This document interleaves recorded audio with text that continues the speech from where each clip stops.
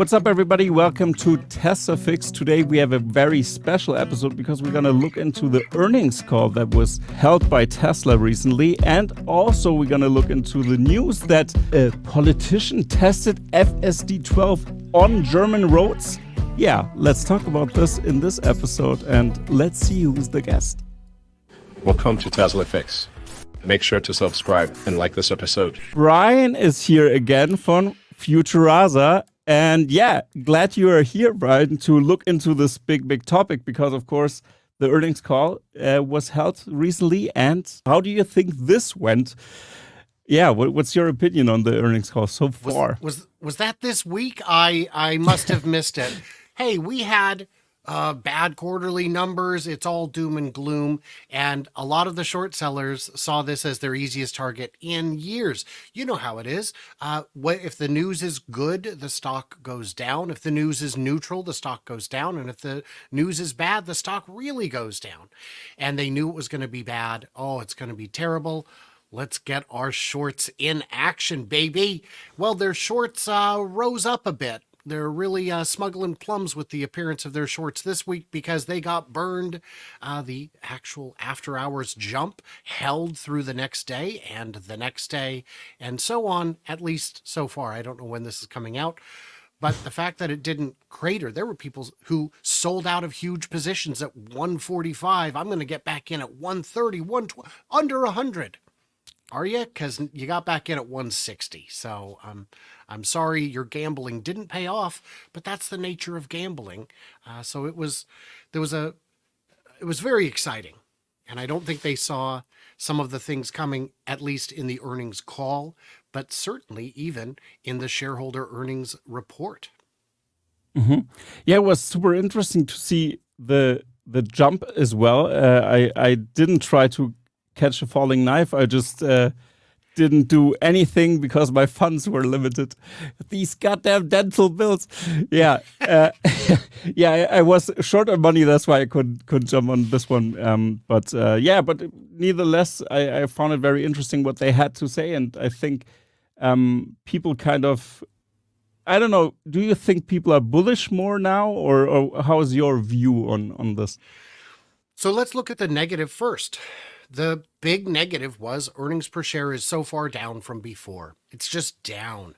But we kind of knew that was coming. A lot of analysts had revised their earnings per share down even lower than what we actually saw. I saw analysts all the way at 37 cents and below, and it came in at what, 42? That's a beat on some analysts. The question is who listens to which ones. But if that was already priced in, well, there was quite a bit of good news in the earnings call as well.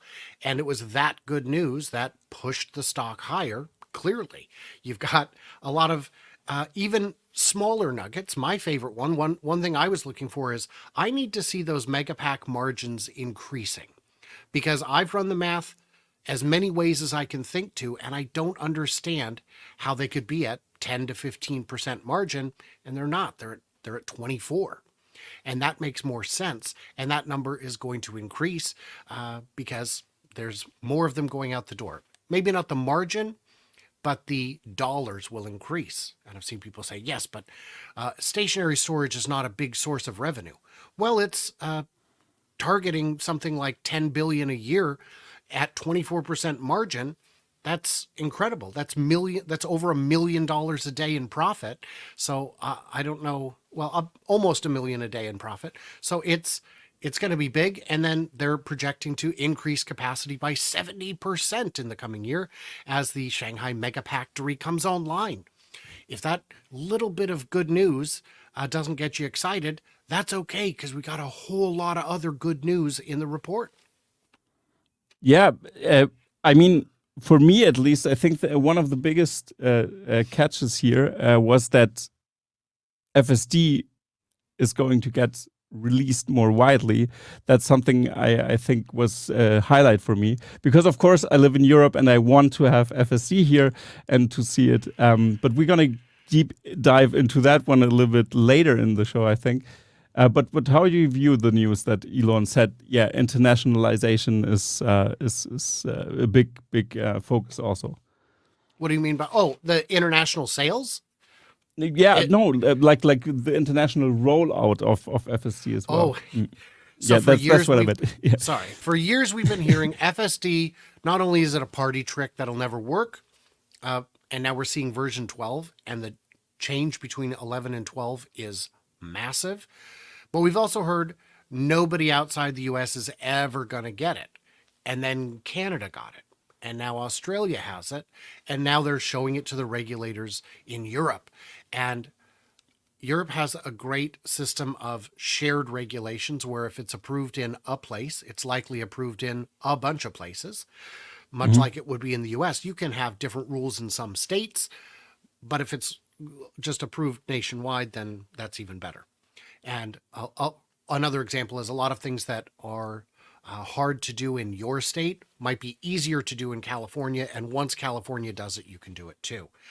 That's a rule for emissions, for example. Hmm.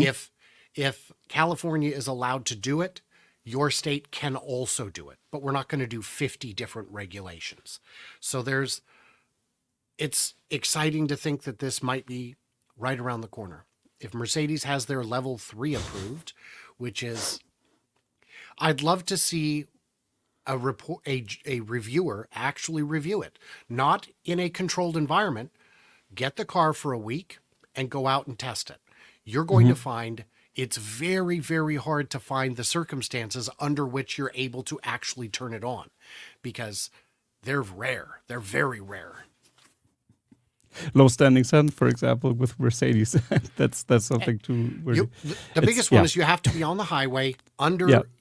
under crawling For- speed with a Yeah. car in front of you, Yeah. without rain, without direct sunlight. There's No tunnels. No, if you don't have an internet connection in your car, it disengages. And Germany has some holes in their network, so doesn't the work. number of the 9,500 miles I've driven my Model Y, I've probably only driven 50 that would be able to turn on Mercedes level 3.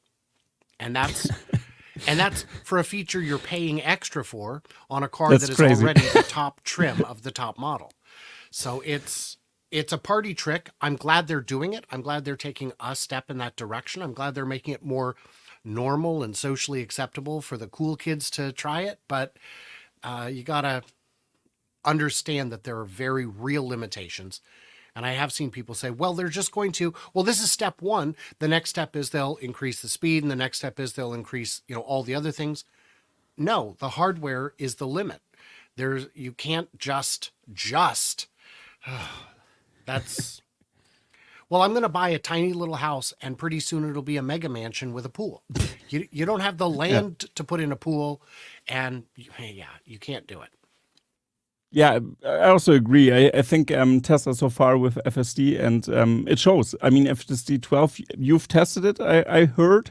So Yes. what was your opinion on FSD 12? I mean, I was deeply critical of version 11 to I the know. point where I found it worked great in other cities, in real cities like Seattle and Portland. And on the highway, it worked fine, but I don't know if it was even using the highway stack, but FSD on the highway. But in my town, it was dangerous. And so Yeah. the only time I would use it was to make videos about how bad it was. Yeah. With version 12, it just worked. I put in a destination I had tried before, one with weird roundabouts and odd traffic situations with funky little one-ways and yields. But there's also a stop sign there that other people for a different lane, and it just handled it. Is version 12 perfect? No, but it's getting close. The finish line is in sight. And last weekend, I did a over 3.5 hour drive round trip out to the coast. And I took it one direction on the small windy road on my side of the river, and then took it on the other side of the river coming back. These are not big interstates. One of them is bigger than the other, but it is still a 2-lane road with a center divide, with a strip of paint down the middle. And it took me all the way there and back. And there was one one disengagement where it decided to cut around a car. And I felt it was too close for my taste. Would it have hit him? Probably not. But I just didn't feel comfortable. So that's on me. We don't know what would have happened. I assume it would have been fine.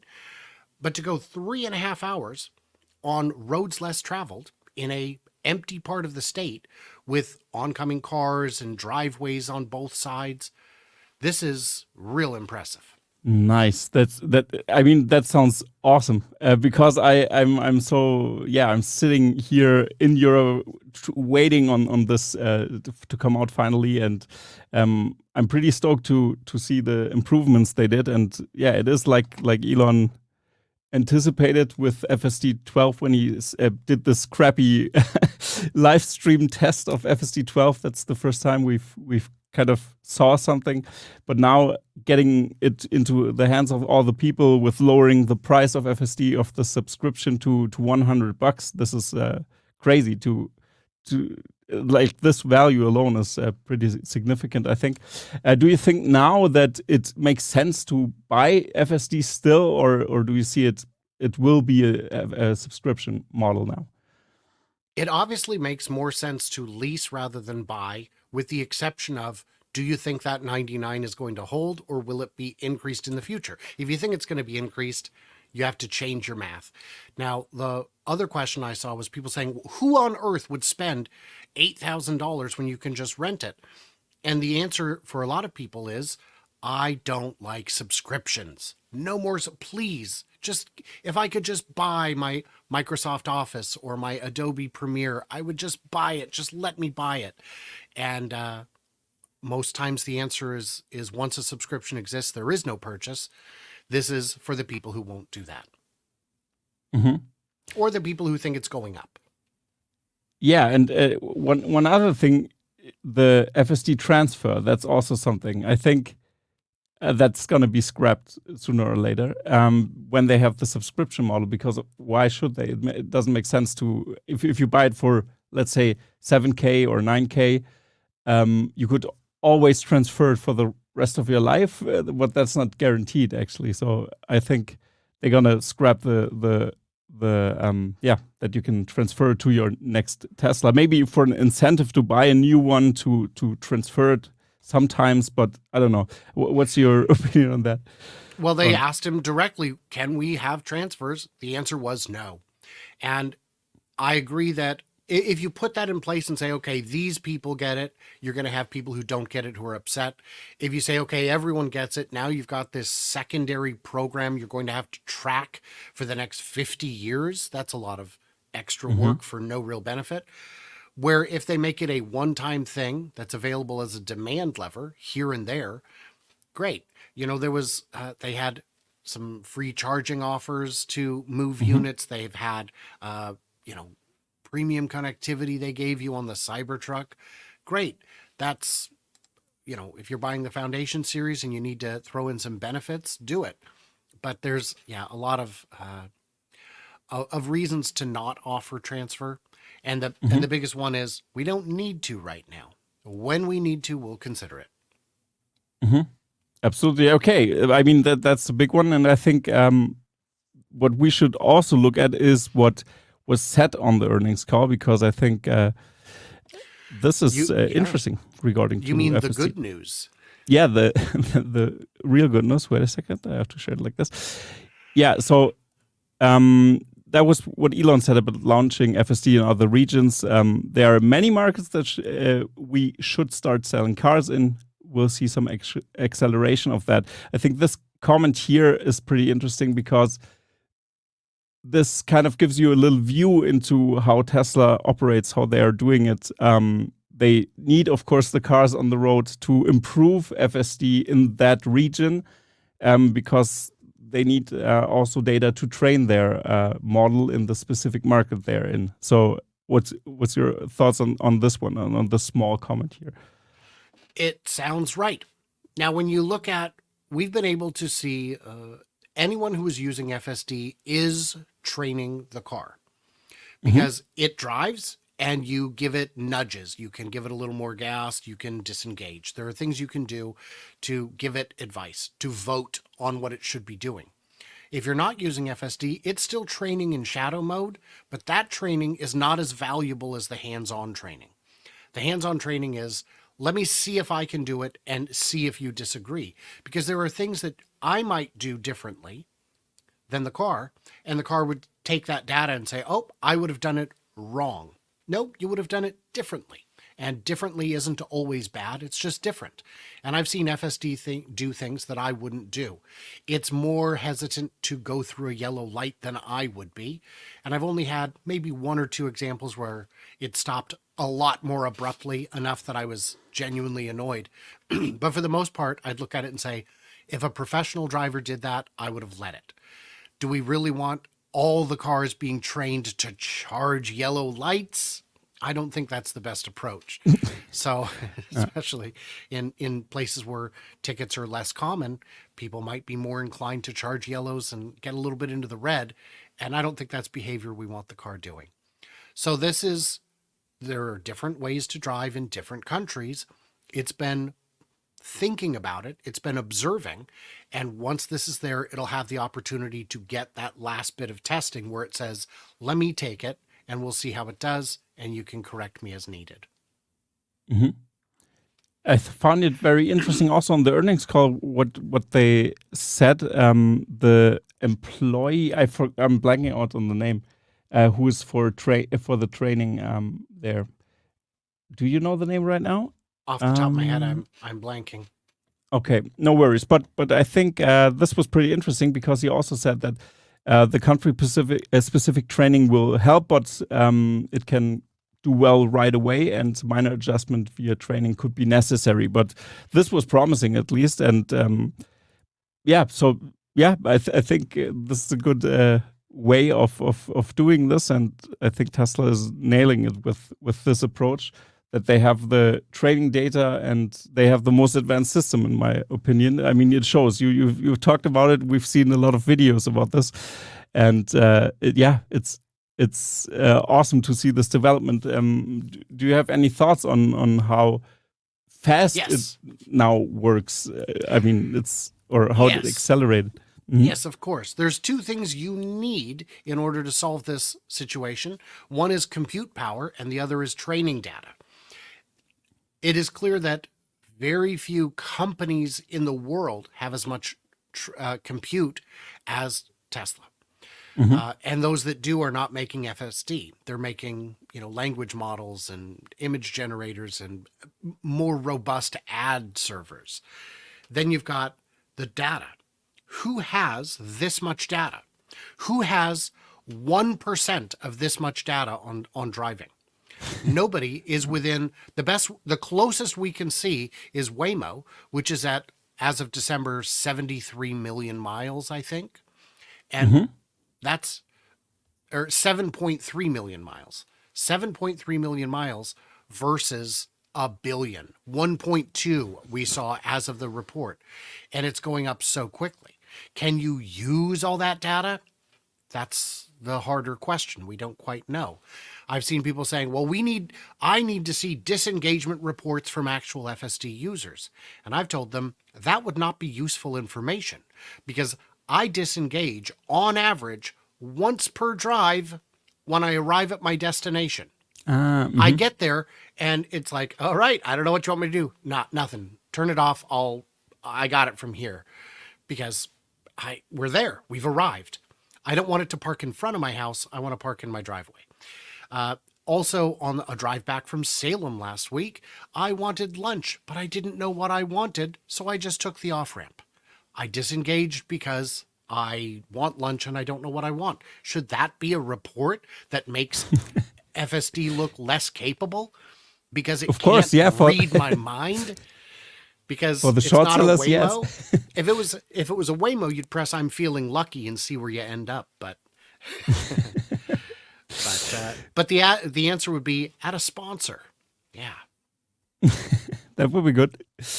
I think one of the greatest improvements that we've seen that astonished me as well, but this was already some weeks ago.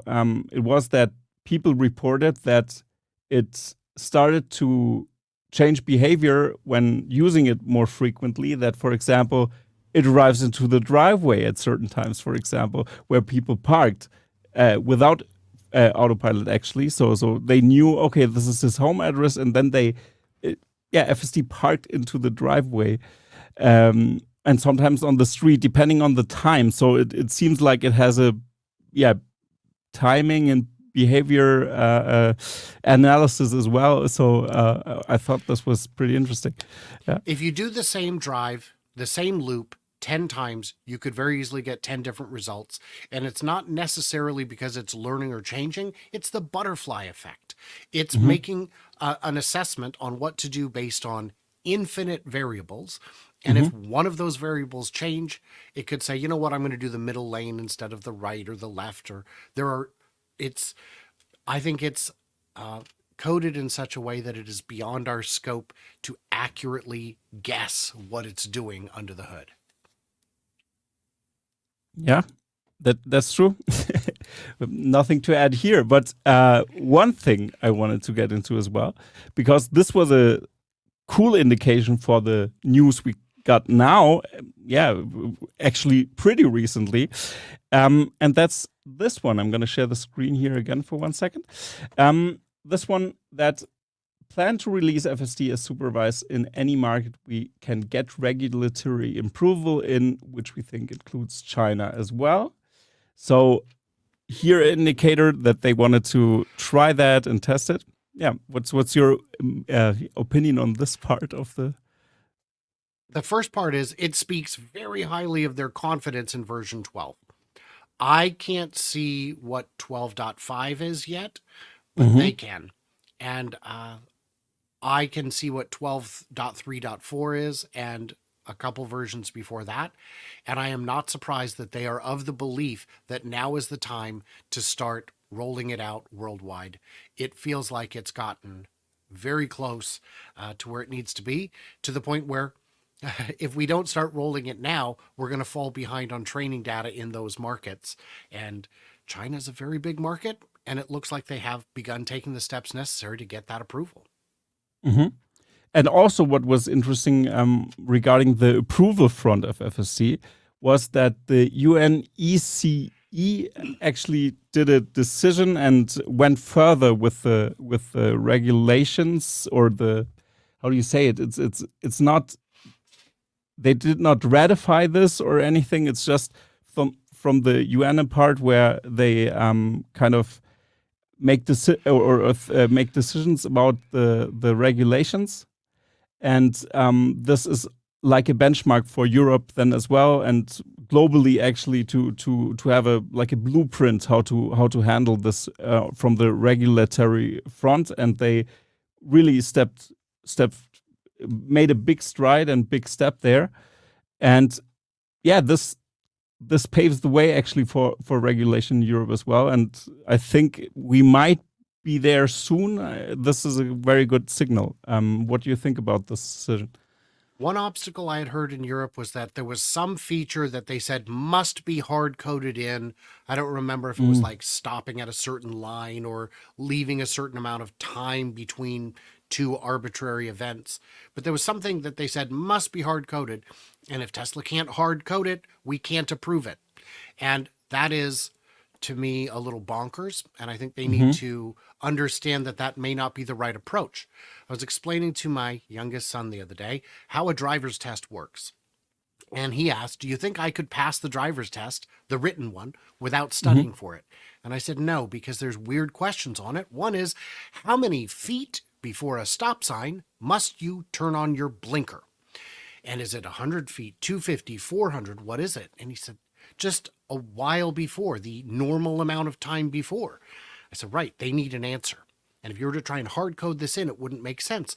And then we took it a step further, and I said, if we walked out to the stop sign right now, all of us, this whole group, and we each paced off how far we thought 200 feet was, none of us would get it right. So even knowing that answer doesn't make you drive better.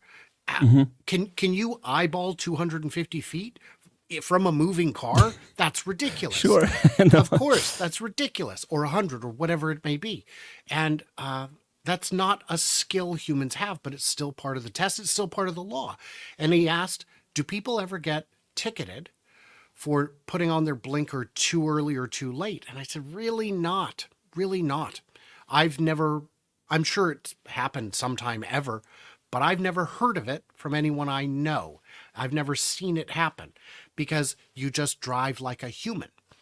FSD 12 is designed to drive like a human, for better or worse. Hopefully better. So far, it appears to be slightly better than the average human, apart from the disengagements. So, does it matter if it knows the letter of all the laws, as long as it understands the spirit in the same way that humans do? That's the more important and harder puzzle to solve. Absolutely. I also think that regulations are bonkers. That it doesn't go faster. Actually, I think we might just sit on the sideline so long. Yeah, I understand the desire to make people safe, to not rush too brazenly into things. But if we can get the data that shows it's safer, then it's safer. We should do that. We can't let the perfect be the enemy of the good, and the pursuit of the perfect, at least. And then I've seen people who I do not believe are being honest, who say FSD should be incapable of breaking the speed limit. Okay, well then what you're saying is no FSD. Because there are places where if you go the exact speed limit, you will create a road hazard. And that's why version 12 now has, sometimes it'll say on the screen, I'm increasing from your maximum speed to follow the flow of traffic. So I could have it set at, 67, and it says we're going to do 69, 70, 71 because everybody is going 71, and we don't wish for you to become a nuisance or a hazard. I don't know if that would work in Germany because, of course, the Germans like rules just because they are rules. They like that they are in place and they like to follow them, and they don't think about if it makes sense or not. That's most of the time the case, and the Germans are very, very strict with rules, especially with the stoplight for stop sign, for example. It has to stop 100%. Of course, in the US as well, and they need to train, of course, the FSD 12 version as well. They already did that, but if everybody on the road would stop at stop signs 100%, it wouldn't work, actually. So it appears you can put in some hard rules because in the US, the National Highway Traffic Safety Administration did correct Tesla's behavior in the past, saying full wheel stop at stop signs, we're not going to flex on that. And they were able to manually add that, manually override the training data. When I'm in FSD, it will never roll a stop sign. There are places where maybe that'll get you booped a little in the butt by a Honda bump. Those appear in the wild sometimes, but so maybe that's something that they're able to add for specific markets. I know that, I understand when you say that Germans like rules. It's why I think the Amazon grab and go stores would never work in the UK. They love queuing. If I don't have to queue, is it really a store? Yeah. Also, those failed for a different reason, but yeah, that's true. I think also the East Germans in the past loved to queue. That was also the narrative that we already many times heard. Yeah, but I think what's interesting and important now to see that actually there was a politician from the, let me read this here for one second, the Swedish Transport Administration, and he tested FSD on German roads and the version 12, which is super awesome. And this was breaking recently. Wait a second, I'm going to share the screen again here. And yeah, that was on LinkedIn, and Homars also shared here this post, and yeah, he said, actually, today I was demoed the full self-driving in the Tesla test vehicle on German roads. Impressive, smooth, and natural driving, sorry. Thanks to Mark van der Impe and safety driver Philip Hotz. All right, I mean, yeah, what do you think about this? I mean, this gets me excited, of course. So very excited because this is a first step that has to happen. And if you look, at the last picture, they've already got their album cover picked out. I'm pretty sure that's what that. Which one? The last picture, the very last. The very last. Oh, where Oh was it? no! There, in the bottom corner. Right. Go back the other direction. Other direction? Yeah, go forward one more. Yes. There in the bottom corner. Go back forward one more. All right. Yeah. This The one. bottom Okay. corner. That's their Yeah, album here, cover. sorry. I'm convinced. Yeah. So, yeah, that's If it would be a band. Yeah. well, it wouldn't, but it would be funny. So yeah, no, this is the first step. This is critical. They have to do this. It's going to be, it's like, it's just butts in seats. You can't know what you don't know. There's engineers who love to say, look, I've got 10, 20, 50 years engineering experience, and I am positive this thing can't be good, even though I've never seen it, touched it, experienced it. That's the wrong approach, guys. You have to open your mind a little. And if you can't do that, maybe pipe down and let the people who've got their hands on it actually be the one to say. A good example, yesterday I had a guy on X saying, only people like Katy Perry and Kim Kardashian have bought the Cybertruck. And I said, I don't know them. I don't know either of them, but I do know people who have the Cybertruck, who have purchased it, who are not celebrities. And he goes, people in real life or people that you just have heard, like see online? I go, well, I've met them in real life many times. People like Bradford Ferguson from Rebellion, or people like Dirty Tesla, Chris from Dirty Tesla, people like Matt Wallace, who is in the Army or in the Air Force. He's not a celebrity unless you're at the CES and you're at GE's washer and dryer booth. There he's a little famous. But outside of that, he's just a person. And then there's a lot of people that this person wouldn't know, who I've known, who I've met, and it's people that I know. I go to all the meetings. I go to all the owners club get-togethers in that are within 2 hours of me, and it means I know a lot of people in Tesla, in the Tesla universe, who own them. And yeah, it's real. It's happening. The butts in seat experience. And with FSD, this is no different. Let's get you behind the wheel. Let's see what you think of it. Now then, can we talk about regulation? Mm-hmm. Yeah. I mean, it's interesting to see that. I think Germany will also adapt it. And I think Germany is the one that will be the most critical in Europe, I would say. Also, the French are a little bit critical, but the Germans really take the cake here. And I think that if they stand on the sideline all the time and see that FSD is working in many places and that we have a global rollout, and Europe is the last kind of region where it is not approved, I don't think they will let a hard-coded, for example, this hard-coded rule that they have maybe or try to put into regulation.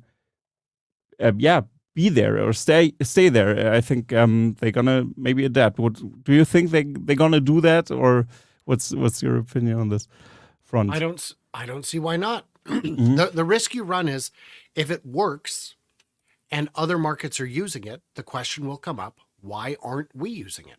It's like Mm-hmm. we've seen with other things, with renewables, with with getting rid of the lightning on a port on an iPhone, with getting rid of proprietary cables. One country does it, the other countries say, "Wait, this is a thing we can do." It happens. It needs to roll out wide. If I may point out, Mm-hmm. In videos like this, I will come into the comments and check out what you guys have to say. So if you have thoughts and they're directed at me, I will see them at least for a few days or a week. And a question I would ask you guys is, are you going to the X takeover in Austria on May 26, 27? Wait a second. 26 and 27? That sounds... he'll pull it No. up. But Yeah. Go on. you can... yeah, you can also go to... probably X take the link in the description. I'm sure Jan will put that up. Are you going to it? And who are you most excited to see? Because Sandy Monroe will be there. Bearded Tesla guy will be there. I'll be there. you'll be there. It's on the 24th till the 26th of May in Flachau in Austria. And of course, I will be there, like Brian said, and all the other nice people there that are are invited there. It's going to be huge and Huge. John Stringer from the Silicon Valley Club will be there. Simon will be there, who's the engineer who puts together these amazing Tesla light shows. There's going to be, you can go to the link and see who all's there. But my question is, are you coming? You at home. I hope you come, of course, everybody. So, okay. So on the earnings, there was another big excitement that I wanted to talk about, which is the compact. Oh, Reuters got the exclusive. Compact is dead. Long live compact. Because we heard that the Model 2.5 is coming. No one actually calls it that. That's just what people like me have taken to calling it, because it's not quite. It's not going to be the full unboxed. And he said it could be out as early as the end of this year, but probably not, probably early next year, ahead of the guidance for the previous compact. Now, has Tesla ever released a product on time? Do you know? I wouldn't say so. The Shanghai Model 3 was on time. The Shanghai Model Y was on time. And the Model Y itself, which was announced in March 14th of 2019, they said fall of next year. So that would have been 18 to 21 months out. Came out March 13th of the following year, less than 12 months by a day. It came out 6 to 11 months early, or 6 to 9 months early. So the Model Y came out much faster than expected. Now, what do all those models have in common? Well, the Model 3 in Shanghai was just a copy of the Model 3 in Fremont. Some differences, not huge. The Model Y was just a copy of the Model Y in Fremont. Some changes, nothing huge. And the Model Y itself, which came out drastically early, was just a scaled up version of the Model 3. It had a whole lot of parts in common and was built on the same assembly line. I think 80% or something, yeah. Yeah, it was some big number. It was not as many as they had originally announced, but it was a huge number. Okay. Mm-hmm. So wait a minute. All these things have something in common. It is that they're building a variant of something they already know how to build on lines they already understand. None of these vehicles reinvented the wheel. They were subtly improved copies of something they knew how to build, and all of them were on time or early. And if we're going to build a compact, a slightly scaled down 3 or Y, take a 3 and make it a hatchback, for example, it could be built on the same line with the same technology and just a handful of improvements and come out quick. They don't need to build a factory. They don't need to create a new assembly line. And if there are any robots that can be eliminated from the process, you don't have to physically remove them. They just bypass them on the line. So this is true. There is reason to believe that this claim is credible. And analysts, parts suppliers, these are people who've been able to get factory tours all along. When I was able to use my referral credits, thank you everybody, to get a factory tour of Fremont, I asked the tour guide, when did these tours start back up? And he said, a year ago. I go, who goes on them? And he said, parts suppliers, friends and family, analysts, and visiting dignitaries. Any visiting dignitary can just get on one of these tours because we want them to see what we're doing. These people, I'd like to say don't use that information for anything, but the reality is they use this information to form a basis of understanding, and that basis of understanding has told them these lines can be adapted to make similar products quickly. And if that's what the compact is going to be, the slight compact, and if you're looking to trim cost out, let's say the rear-wheel drive Model 3 has a cost of goods sold of about $30,000 today, which would make sense based on the retail price. Okay, so let's maybe scale back the the laminated glass. That's going to save money. Let's scale back, make it a hatchback so you've got fewer atoms to deal with. Scale back the sound system. You don't need that amazing sound. You could cut the sound system in half and it would still be better than the competition. That's true. Yeah. It has subwoofers. 17 or 17 Yeah. speakers. Yeah. That number is very high. You could even go to get rid of the panoramic glass if you need to, or make it an option. There are a lot of cost-cutting measures you could do, and a number of them will result in lower weight, which then gets you into wheels, tires, brakes, suspension, and all of that brings the weight down again. Now you can use a smaller battery, and that brings the cost down and the weight down, and you're in a virtue cycle that gets you an awfully big chunk of the way to where you need to go. Trimming $5,000 out of that car doesn't look difficult at all. And then, you've got, and just putting cheaper wheels on it. Let's not put 20, 21-inch rims. Let's go 16, 17. It won't look as cool, but it'll get you better range and much cheaper wheels and a softer ride. And then you can use cheaper suspension again. Yeah, I also think when I heard that, they scrapped the compact car now, they just go with the robotaxi and stuff like this. I was like, no, they don't. I don't think that, for example, if the regulation isn't set up in Europe, that's a main market for a compact car, they will be bringing out the compact car. It wouldn't make sense not to put a steering wheel inside of that and have a small compact car to drive around if in regions where FSD maybe isn't approved already. So this didn't make sense for me there. And now we get an answer that they didn't scrap the plans. They kind of shifted it around. I mean, it's just maybe an iteration of the same car. We don't know. Maybe a specially designed vehicle. We don't really know, but it should be similar at least, or have the same idea. Yeah. And that's the beauty of agile development, is if you get into a project and you're a good chunk of the way and you realize this is the wrong path, you can change directions. You don't have to finish every idea you start if you come to the conclusion that it was the wrong idea. Tell that to the Germans, but yeah. Yeah. Well, I wouldn't limit it to the Germans.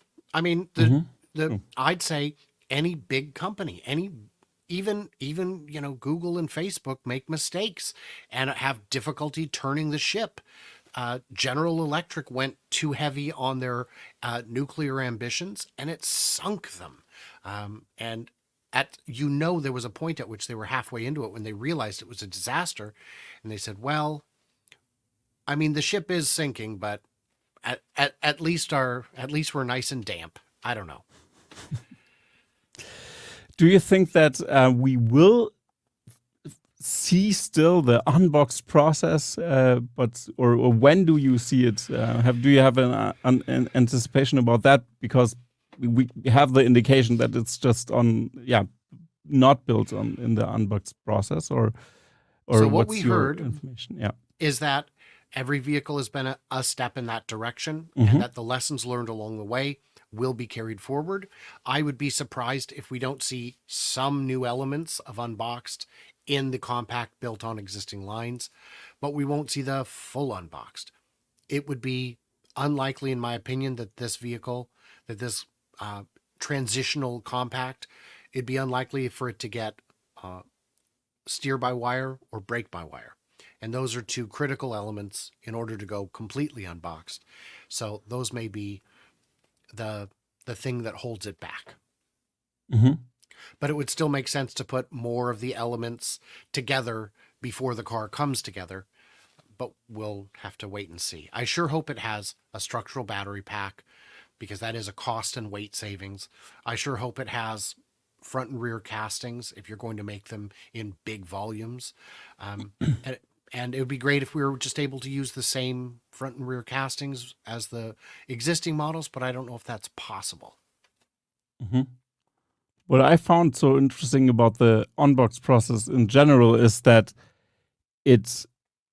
I don't think people can grasp how revolutionary in total this production method actually is, because we saw that with the improvements they did with the Cybertruck, that they have steer by wire, for example, that they are going for brake by wire eventually. And if they solve this and crack the code how to do this and manufacture this in a special process, think about it. They can build the front, build the rear, just Lego it together, and it's going to pump out cars even faster than now, that they already are breaking records. That's how they get to the crazy production numbers they are aiming at, to get to 20 million, but let's say 10 or maybe 8 million in 2030.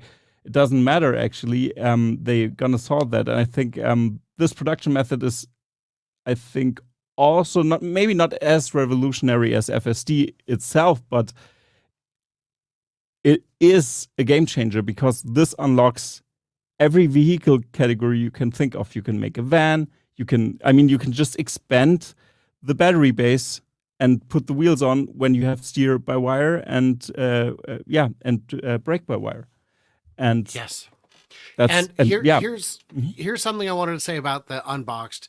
I've had people telling me it's not revolutionary. It can't speed up the line. All it does, and by the way, it is revolutionary. I've talked to people who've designed automotive manufacturing lines, and they say it is.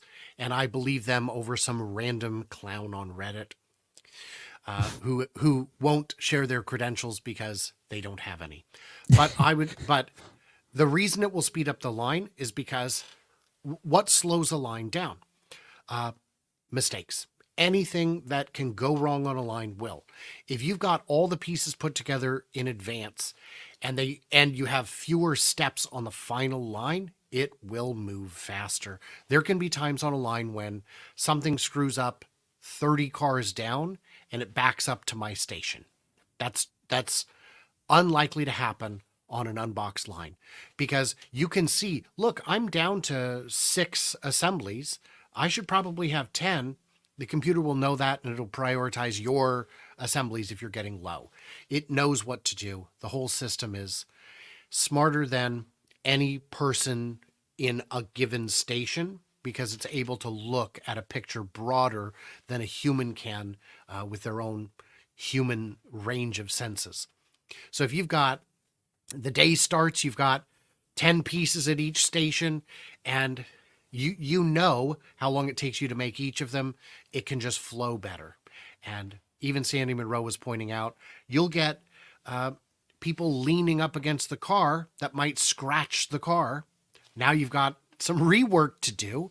Let's make it so that whatever it is they're doing doesn't involve them doing that. If you've got duplicate stations that can do the same thing, if a robot goes out, it's not going to be a problem. You just have plenty of time to get another one in and keep it moving. So there are a lot of reasons why one line doing this would be more efficient than multiple lines doing it in the old way. Mm-hmm. Absolutely. And one additional thing that I really love about the idea of the unbox process, and also we saw this in indications as well with the Cybertruck, is also the connection of the car itself, the automotive Ethernet that they implemented there, that they just have, the cabling is very simple. That they have kind of those connection routers that they can just connect the things to, and this is an indication about the unbox process as well. We will see more of that, and I think it's such a good idea, because like you said, when you are on a station and building just one part of the car and not the whole car itself, and then bringing it together afterwards, you can just maybe build up more fronts, for example, or more rears, and suddenly a part is missing with the rears, but you can still build the front or the middle section of the car. So you have that, and then you just shift over to maybe change the station or whatever to make more rears again when the parts come back. Yeah. When CAN bus was developed, the data rate that it was capable of was fantastic. There's no data in a car that you would wish to move faster than this system can handle. And that probably remained true for 20 years, maybe even 25. But that's not true anymore. And here we are tethered to this old system that isn't adequate for today's automotive data transfer needs. It's nice to know that every part of the car. Okay, yay! It was my birthday Yay! yesterday, actually. So yeah, Happy it makes birthday. sense. But I don't know what gesture I did. But, By the way, mine will be basically when we're in Austria, so maybe they'll have a cake for me. Maybe you'll bring a cake for me. We'll see. oh, that's good. That's good to know. I'm Yeah, gonna. yeah. Yeah. It's my 50th. I'm doing 3 No parties for it. way. I'm doing one in Austria, I hope, one in Michigan for sure, and then one here in town on July 3rd. Everyone's Awesome. invited. Yeah, Yeah. please come. Yeah, please come. So, and just ask me about that and I'll tell you. But it's a, what were we even saying on it? What were we saying? We were When the talking about the balloons hit. CAN bus and the Oh. data rate, Yeah, and they that were it all was improved. they were all just tethered to this old system that was out of date. And now we've got better ways to do it. And it took someone pushing and saying, look, we're just not going to buy your parts if you're not going to meet our specs. We're going to be building enough, build them. So we'll see how it goes. Yeah, awesome. I mean, the compact is great. We see that on the horizon now. What do you think about the timelines that were set? Do you think they will be held up? I mean, For which part? for The example, for the compact? compact. So the compact, he said, ahead of the originally anticipated schedule, which tells me first half 2025. That strikes me as reasonable. I believe they understand the scope of what the new models would be, and I think they would be able to hit that. I don't have any reason to doubt first half of 25. I find late 24 to be overly optimistic because you do need 3 months of road testing at least before you can release a vehicle. And that means we would be seeing it in October. That's 6 months from now. I think that's too ambitious. Before October, really. So I don't know about that one, but by the first half of 2025, I see no reason why it couldn't. The big thing is, I think they need more domestic batteries in order to qualify for the credits, because it's no good having a car that's $7,000 cheaper if it doesn't qualify for the credits of a car that's $7,500 more. All of a sudden, the fancier model is $500 cheaper. So That would make sense. Yeah. that wouldn't make sense. So they've got to get battery sourcing addressed. And I don't know of any large scale, big battery companies that'll be making LFPs in the US or Canada or Mexico by the end of this year. So we'll have to see what goes on with that. I haven't heard Panasonic planning to ramp Giga Nevada by double. That would be amazing, but I don't see that happening. And getting more 4680 production out of Texas is just going to go straight into the Cybertruck. So I'm not sure how that would work either. Any timeline on the robotaxi? Do you think that's gonna come? I mean, what is this mysterious announcement? Is it an announcement? Is it the car already? So what do you think? I don't know. I don't know what it will be, but I'm excited at both the things that we will learn on the 8th of August and the things and the timelines to me are both beyond the horizon. I cannot see what they are. My telescope does not bend over the horizon. Damn, I thought it would be sad.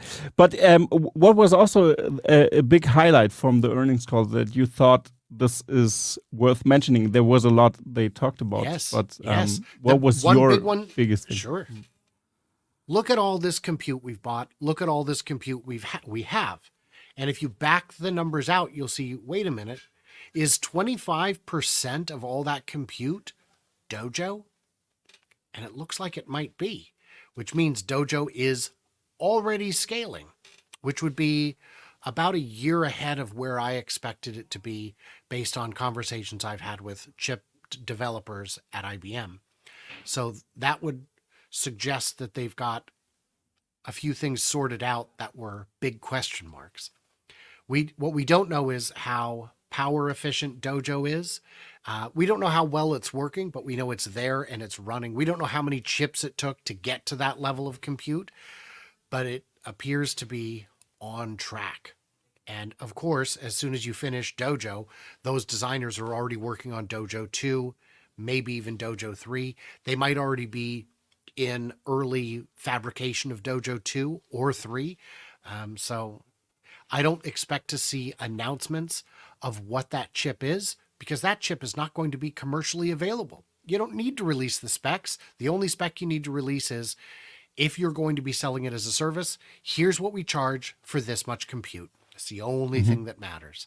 So it's like a lot of early government supercomputers. No one outside that particular, a very small group of people, knew what was actually going on inside the machine. So it's exciting. Yeah, it's super exciting, especially when you consider that if Tesla isn't compute constrained anymore, they can have, of course, access compute, a lot of I mean, they already have so much compute left kind of to train different things. What could we train? Oh, maybe Grok XAI. Maybe we can license or sell compute power to XAI or integrate it, or just for free because it's a company, also a Musk company. So I think, that's super interesting to see, and we're going to see more improvements there. Well, as we know, it apparently requires more than 100 exaflops to make the smart wipers work. Yeah, yeah. They're, Jesus, the wipers are one of the. I mean, they will solve AGI before they're gonna solve this. That's the solution. Is we need Yeah, we need a sentient robot to sit in the driver's seat and operate the switch. Here we go. It's just because they want to save on a Bosch sensor or something like this, which the German car manufacturers use. I don't know what's happening there. They should improve that. But hey, that's the last thing. I take that. I was so furious about they replacing the parking sensors, and now they made an update, and I used it. I'm like, nothing burger. Okay, moving on, because it works. I would agree it just works. that my parking. I was very frustrated that the ultrasonic sensors were removed. It didn't work. It just didn't work. It was. You might as well put the proximity on shuffle, because sometimes it would say, you better stop. You are smashing up your car, and you get out and there's 1.5 feet in front of it, because that's what you need is, 45 centimeters of space. And then other times it would say, you got like another foot, another 30 centimeters, and you get out and you are rubbing the curb. So since version 12, that seems to be fixed. It now once again has auto parking, but it will only auto park in either parallel parking or in reverse. It will not nose in, because even it knows it's not super accurate. It can't see past its own beak. Yep. And then, but what I've never gotten to experience is Smart Summon. I've never gotten to use it. It doesn't exist on my car. And that's, guys, I get wanting to remove parts, but years before the functionality is going to be ready, that is frustrating. And that's why I think you and I are valuable members of the Tesla analysis community, is because we don't just say nice things. When there is a valid criticism, we will mention it, because I'm not just a cheerleader. I'm an investor, and I want, if Elon said, if you don't add something back, you didn't delete enough. You might have deleted too much. Add some stuff back. And what I also want to see is, of course, the front bumper camera, because I still think this needs to be there. Because, okay, parking in reverse works, but parking up front, I would love to check how near I am. I always use the cameras to anticipate the distance as well. I can also see that in the 3D view, but and it's sad that they removed it. They had it in the promo material of the Model 3 Highland that I own, and I checked under the bumper, and it isn't there, sadly. But yeah, I hope they add it back. The Cybertruck has one, and it makes sense for the Cybertruck, of course, because it's so high. But still, they need to. I think they. Do you think they're going to implement a front-facing camera at some point? I hope so. And I think it's It's unfortunate. I do still see people saying, you don't need those sensors for parking. We've had eyeballs and that's worked for 100 years. Have you been to a parking lot? Because it doesn't work. It doesn't work. That's the problem. People bonk into cars all the time. Well, I don't. Great. But you're not the one parking next to me who I'm worried about. It's everybody else. And it's also worth noting, when you get up to a stop sign, you and I can lean forward and see a little closer. Our cars are relying on the B pillars. That's the side view. So that's not that's like having someone in the back seat lean forward to check if we're clear. I don't know if that's the best approach. Why not have them in the blinkers on the front of the car, look into I don't know. I'm not the engineer. I'm not going to second guess them. What we've got seems to be working. And for now, at least, I guess that's good enough for me. Perfect. So for the end of the episode, I just wanted to go through two things, and that's Cybertruck production.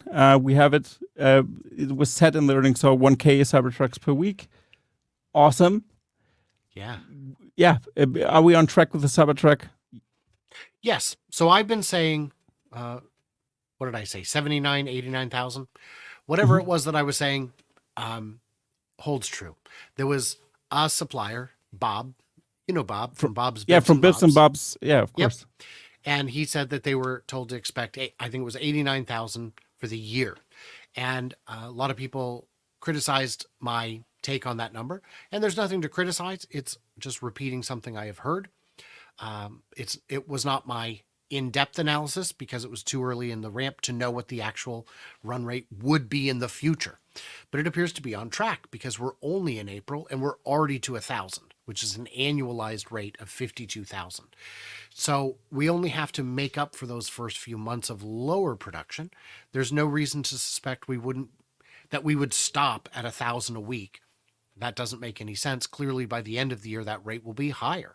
And it doesn't have to get much higher to get us to 90,000 by the end of the year. That's good news. And I hope this thing comes out to Europe when they finally saturate the American market. God damn it. But regulators, please get this on the road. I have to see it. But it is here, actually. It is touring right now in Europe. That's pretty cool. And I can't wait to see that in Holzgerling near Stuttgart. And then I'm going to go there. But yeah, maybe we're going to see that somewhere. But well, on I June, at least can, yeah. On June Please. 16th, we're having Plaid Day, the day after the Muskegon takeover. Oh. You will be there, and we will Yes. have at least 2 Cybertrucks for your riding pleasure. So you will get to experience it firsthand, my friend. Finally. Yeah, I can't wait. So, Brian, I think that covers it nearly everything. We didn't talk about everything from the earnings call because it was a lot of information, but I think we focused on the main topics, I would say. Of course, we still had some interesting things like licensing FSD, for example. That's also a big one. But I think it's all about FSD in this earnings call. I think this is very important to look into it. And I like to end the episode here with a small quote, and then we can end it here. And that's this one that I wanted to share. And that's just a small advice I found very interesting. And that's, if you don't think Tesla will solve autonomy, you should not be an investor, but we will, and we are. So he's referring to, solving FSD. That was a quote from Elon from the earnings call. And I think, this makes sense. But of course, I'm a long-term investor. I don't really care about all the buzz and upside and downsides of the stock. I don't really be emotional about that. And what do you think about the quote? I am confident that he believes that, and more than ever, I'm starting to believe that. If you had asked me before V12 got to my car, I would have said, I don't think so. I had a chance to, in California, drive with Jeff, my producer Jeff, who had his wife's version 12 and my version 11. We did the same loop back to back, and it was a very different experience. It was so smooth in his that he accidentally disengaged because he forgot that he wasn't driving and just changed lanes. You put on the blinker and change lanes. Oh, darn it. Oh, right. Turns it back on. It was that smooth. It was that natural. So it is more likely than ever And at least now we are full. I think we finally fully understand the scope of the difficulty of the problem. And it is a massive one. And thinking that somebody else is going to show up and bang it out in a year or two is a little bit comical. That may happen to a new entrant in the field in 15 years when compute is basically free compared to today. But I don't see it happening in the foreseeable future. Yeah, awesome. I would end it here on this note. Thank you very much, Brian, for being on. Of course, everybody, if you have a question for this episode, please write it down in the comments below because we will answer them. We're going to go through the comments and look into everything you're asking. And I'm going to chain Brian to my channel that he has to check the comments for the next, I would say, 2 weeks or something. He has to stay there and don't run his channel to answer my questions on my channel here. So thank you very much, Brian, for being on. And of course, check him out. My Tesla Weekend, formerly, but now FutureAZA. Of course, forget the rest. I really like the rebranding and the name. And Brian, thank you very much for being on. And there's only one last thing to say to the audience, as always, and that's goodbye, everybody. Wasn't this episode awesome? Let's accelerate the pace of innovation by subscribing to Tesla FX. It is my absolute favorite channel on the whole interwebs.